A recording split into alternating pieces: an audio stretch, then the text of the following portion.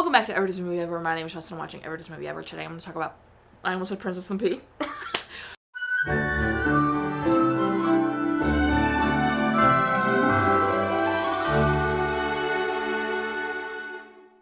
Welcome back to Every Disney Movie Ever. My name is Jess and I'm watching Every Disney Movie Ever. Today I'm going to talk about Once Upon a Mattress. Once Upon a Mattress is a 2005 television release. It is directed by Kathleen Marshall, cinematography by Robert McLachlan, editing by Scott Vickery, music by Mary Rodgers, and it's written by Janet Brownell.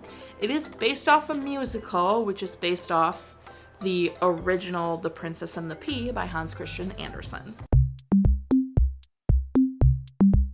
A prince searches for a wife, but all the princesses have something wrong with them. One night, a girl seeks shelter in his castle, claiming to be a princess, but no one believes her. The queen decides to test the girl by placing a pea under 20 mattresses and 20 eiderdown beds. The next morning, the princess claims to have slept horribly due to something hard in her bed that most certainly bruised her. She reveals a bruise on her back, the prince rejoices, the two are married, the end. I mean, more or less that's the story, I guess. This was really watered down. I would assume it's a lot simpler in the original fairy tale, and the musical is probably a bit more, has the like Knight and Larkin and all that kind of stuff. The film stars Carol Burnett as Queen Agravain, Tracey Ullman as Princess Winifred, Denis O'Hare as Prince Dauntless, Zoeey Deschanel as Lady Larkin, and Matthew Morrison as Sir Harry. Bob Mackie designed all the costumes for Carol Burnett, which totally checks out. They read Bob Mackie like a book, and also the movie was really well received. The cinematography truly was hit or miss for me. It had some stellar moving moments, and there were some like lighting moments that were really well done, but then there would be shots that were super out of focus. There would be shots that broke the 180. There would be shots that were at like really awkward angles, especially toward the beginning.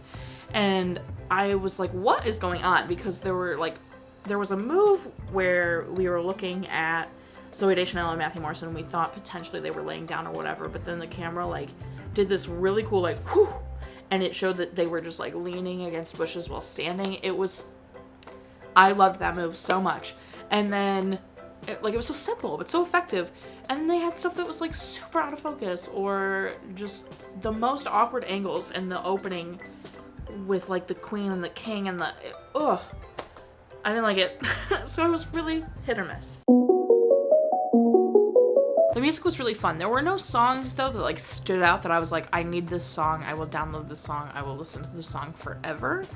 They were all good for the musical, and there was nothing that I was like, oh my god, this is terrible, but it was nothing, like, stood out to me. And then, well, that's not true, I guess, because the song that was by far and away the funniest was the song between him and his mute father trying to have a talk about the birds and the bees, and that was really funny, but it wasn't like catchy that I could sing it to you now, but it was funny.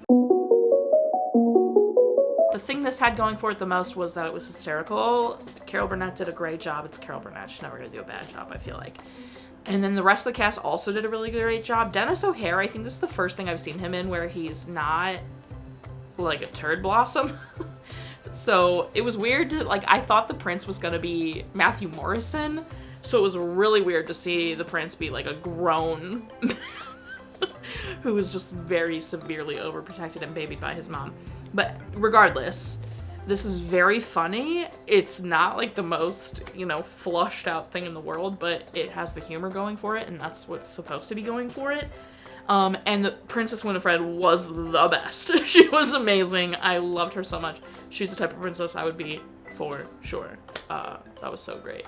The one thing I didn't love was that they did actually kind of they did cheat. They put a bunch of lumpy stuff underneath her mattresses.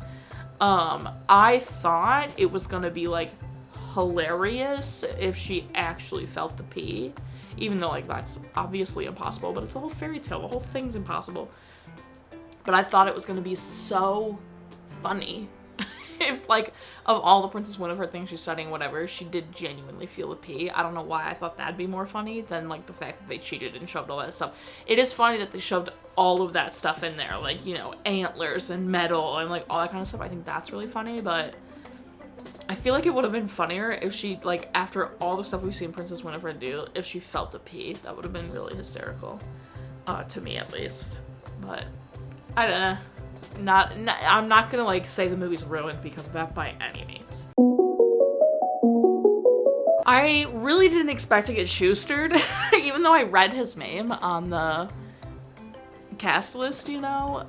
Matthew Morrison, what I think kills me the most is, one, I had no idea him and Zoe Deschanel ever worked together. So that's like a meeting of two worlds I never thought would meet. Two, Matthew Morrison, like, nothing against him. He's got a very good singing voice and he's very talented in that area, but he plays the same character in everything. Granted, I haven't seen him in a lot. I've seen him in Glee, I've seen him in this, and I've seen him in What to Expect When You're Expecting with... Sorry. And he's the same character in all of those things. And then I think I've seen a clip of him in something else, and he's the same. He's the same. And I was like, oh, he's super young. This is before he got Glee. Like, maybe he'll be a little bit different of a character. The same. You could literally put Will Schuester in this movie and it would make sense. Or you put Sir Harry in Glee and it would make sense. He'd just be a little too young, probably. But the same character. Oh my god. I was super excited to watch Carol Burnett in this because I haven't seen any Carol Burnett stuff since I edited a documentary about Billy Barnes back in like 2016, 2017. And I just loved watching all those like all those 70s sketch comedy shows and the clips from that and stuff, because Billy Barnes wrote music for all that kind of stuff. And it was just really fun to see Carol Burnett back on my screen. Also, the clip of her and Maggie Smith doing the Cockney accent song circles from time to time, so I always will see that.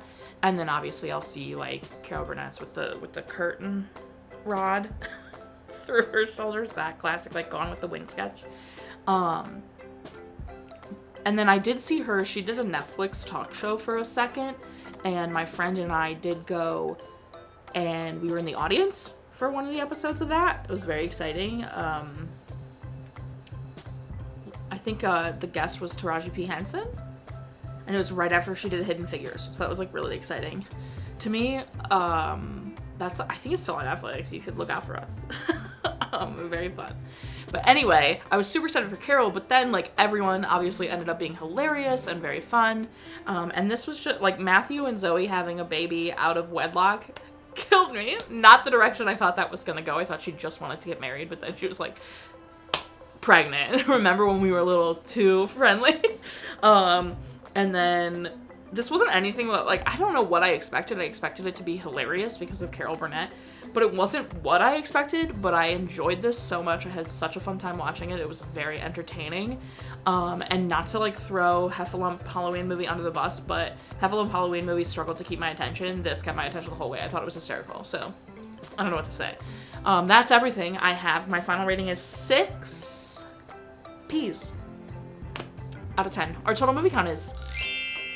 Parent Death Toll and Cry Count are still the same. If you want to keep up with the movie I'm watching when, follow me on Instagram or Twitter. You'll find out what movie I'm watching when. I put up videos every Monday and Friday and sometimes Wednesday.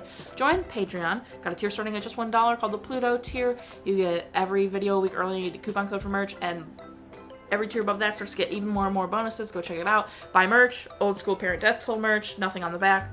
I love this hoodie very much. I like this gray a lot too. So go check out the merch. Until next time, come like, subscribe, but I'm not in charge of your life. You are, so you do, and don't be... honestly, Queen aggravating her little sidekick about it, because they were pretty nasty.